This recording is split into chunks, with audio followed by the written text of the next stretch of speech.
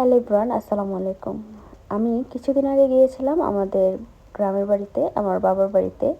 ওখানে আমার মা ছাদের উপরে একটা বিরাট ঘটনা ঘটিয়েছে, সেটা হচ্ছে আদা চাষ করেছে। আর মাশাল্লাহ এত ফলন হয়েছে। আর মা ছাদ বাগানে অনেক কিছু লাগায়, এর মধ্যে এবার আদা চাষ করে তো বিরাট একটা বিপ্লব ঘটনা ঘটিয়ে ফেলেছে। আর ছাদের উপরে সবচেয়ে সহজ ফলন আমার মনে হয় আদা। আপনাদের বাসায় আদা আনলে দেখবেন মাঝে মধ্যেই গাছ হয়ে যায় আদার মধ্যে। সেগুলো একটু কেটে কেটে লাগিয়ে দিবেন। একটু ঝরঝরা বালু মাটি হতে হবে, আর সাথে মাটি এবং বালুর মিশ্রণেই এই গাছগুলো খুব ভালো হয়। আমার মা এভাবে ফ্রিজের যে নষ্ট অংশ, যেটা কিনতে পাওয়া যায় ভাঙারি দোকানে, সেখান থেকে অনেক অনেক এনে আমার মা এখানে কিন্তু ছাদ বাগান করেছে। এখানে অনেক বড় বড় গাছ হয়ে থাকে এবং যে কোনো ধরনের গাছ খুব সুন্দর হয় মাটি বেশি হওয়ার কারণে। এই ড্রাগন গাছে এবার দেখলাম আমার মা সুন্দর করে রড দিয়ে ঝাঁকা দিয়ে দিয়েছে, যার কারণে গাছগুলো কিন্তু আরো সুন্দরভাবে হবে। আর খুব শক্তপোক্ত ছিল এটা। আর এই গাছটা, এই সাইডটা পুরাই ড্রাগনের চাষ হচ্ছে। আর ড্রাগন ফল প্রচুর হয় মাসাল্লাহ। এখানে কিন্তু খুব সুন্দরভাবে পুরাটা ছাদের বেশিরভাগ অংশেই আমার মা ড্রাগন লাগিয়েছে। আর এখানে কয়েকটা গাছ আছে যেগুলো হচ্ছে আদা। আমার মা অনেকগুলা আদা গাছ লাগিয়েছিল, বাট প্রথমে ভেবেছিল হবে না, উঠিয়ে ফেলে দেয়। তার মধ্যে থেকে একটু একটু রয়ে যায়, সেগুলাই কিন্তু মাশাল্লাহ এত আদা হয়েছে। আর এখানে সজনা গাছের একটা ডাল লাগিয়েছে, সেটা থেকে সজনা ফুলও চলে এসেছে। আর এখানে 3 ফল গাছে 3 ফলও হয়েছে। আপনারা জানেন যে আমার বাগান কতটা পছন্দ, গাছ কতটা পছন্দ, কারণ আমার বারান্দায় অসংখ্য গাছ আমি লাগিয়েছি। আর বাড়িতে আসলে আমার এই ছাদ বাগানটা সবচেয়ে বেশি ভালো লাগে। ছাদে ঘুরবো, একা একা বসে থাকবো, ভালো লাগে। তো আমরা চলে এসেছি কিন্তু এই আদা গাছ উঠাতে। আর এগুলা কিন্তু যখন দেখবেন পাতাগুলো অনেকটা শুকিয়ে এসেছে তখনই উঠিয়ে ফেলতে হয়। তো এই তো উঠানো হচ্ছে। আর এখানেই দেখা গিয়েছে আদার, আর এত সুন্দর আদা হয় আর উঠাতে যে কি মজা। আর নিজের হাতে আদা উঠানো এবং নিজের হাতে গাছটা লাগানো হয়েছে, এটার আসলে আনন্দ বলে বোঝানো যাবে না। তবে এখানে আরেকটা কথা বলে রাখি, আপনি যখন আদা চাষ করবেন তখন পুরানো আদা হতে হবে। যখন নতুন আদা বের হয় সেগুলো লাগালে হবে না। পুরানো আদার যে গাছ হয় সেগুলো কিন্তু আপনারা অনায়াসে লাগাতে পারেন।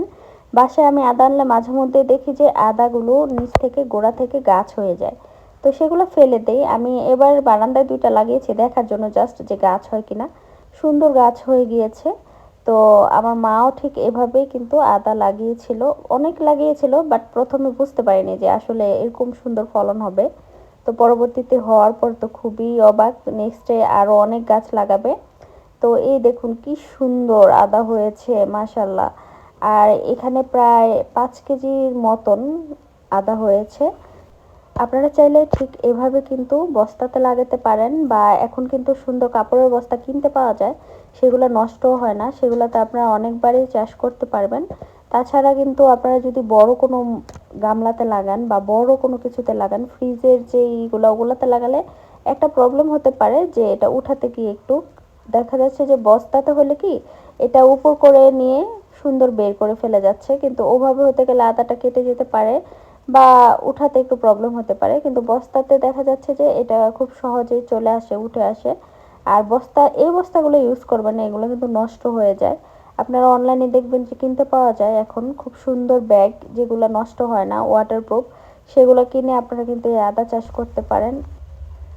তো আপনারা কিন্তু দেরি না করে আদা চাষ করা শুরু করে দেন। যখনই পুরানো আদা বের হবে তখনই কিন্তু চাষটা করে ফেলবেন। তারপরে যখন আবার এই গাছ শুকিয়ে যাবে, গাছ বড় হয়, তখন আপনারা উঠিয়ে ফেলবেন।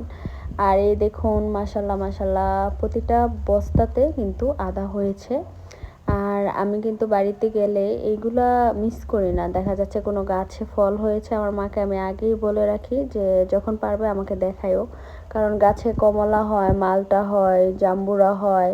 তো সেগুলো যখন পারতে যাই, ড্রাগন হয়, তখন আমার অনেক ভালো লাগে নিজের হাতে ছিঁড়তে বা দেখতে। অনেক সময় ভিডিও করি সেই জন্য।